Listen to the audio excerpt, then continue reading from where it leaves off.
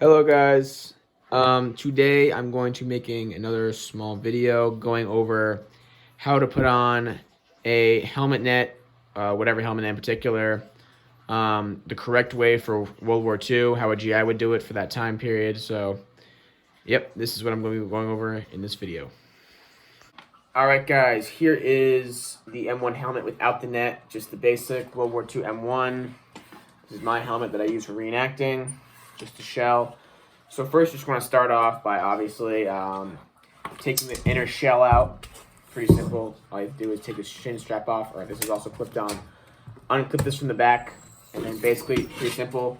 Pull the chin strap, the helmet liner off. Here's my helmet liner. Just some insignia on it. That to the side. So basically, all you're gonna need for this first initial part is just the shell.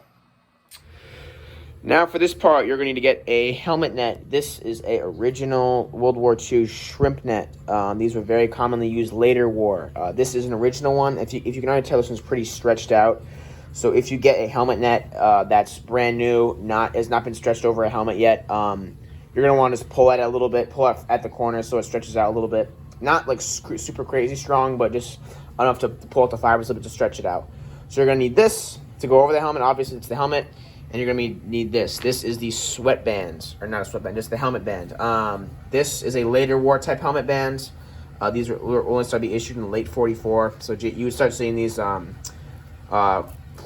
basically around Battle of the Bulge and on. You start seeing these, but these are later war items. Guys, instead of using this, would just use string, shoelace string, basically any type of string just to tie it around. So, yeah, these are the two things you're going to need, basically, to put on the helmet. So, yes, that's that. Oh, so first we're going to do to start with this. Get your helmet net. Or get your helmet, sorry. Relatively simple. You're just going to lay it straight, just like that. And then you're going to grab your helmet net and lay it directly over it. Pretty simple. Make sure it's just relatively straight on the helmet, like so. Let me angle this down a little bit so you can see what I'm doing fully. Angle it down. So yeah, just lay it over. Relatively simple. Then you're going to grab your helmet bands. Like I said before, this is a later war band. Earlier war ones, you guys just use a string and tie it around. But for this, you're going to want to basically clench it on your hip and then basically stretch it over the helmet like so. So it kind of causes tension like that. Pretty simple. Now that net is already staying on there. Now you can flip it upside down, and you can start pulling at it, like so. Flip back up. You can start pulling at this to cause the net to stretch, and as you go down, you will pull this down, like so. Continue to just pull this down to stretch it.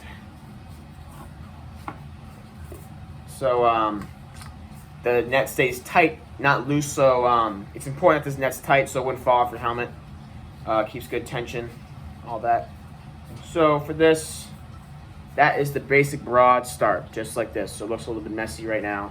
That's okay. All right, now that your helmet is now tightly cinched with the sweatband, just like that, to keep it tensed and tight around the helmet, you're now just going to basically just flap the excess inside the helmet.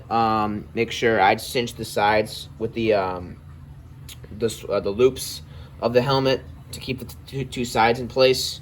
Basically cinch it to the side. This is pretty simple. Just flap it inside just like so. And then you would then put your liner inside. I'll explain how to do that too. All right, this next part, you're now just going to be putting your helmet liner inside your helmet, just like so. I do this a certain way, how I always start aiming in the front, just like this, so it gets tight in the front, like so. Tight in the front. Make sure to line up your liner to the helmet so it stays nice and straight, the liner as well, so it doesn't get disproportionalized. Just like that, that's how I start. The back still open, like so. And then once you get to that point, you're going to press your body the bottom side down, just like that. And then this next part is going to take a little bit of brute force, because if you can see, the liner is still sticking out quite a bit. How I do this, palms of my hands on either side, and I just push it down. I know this seems a little bit risky, but this is the best way to really get your helmet into place.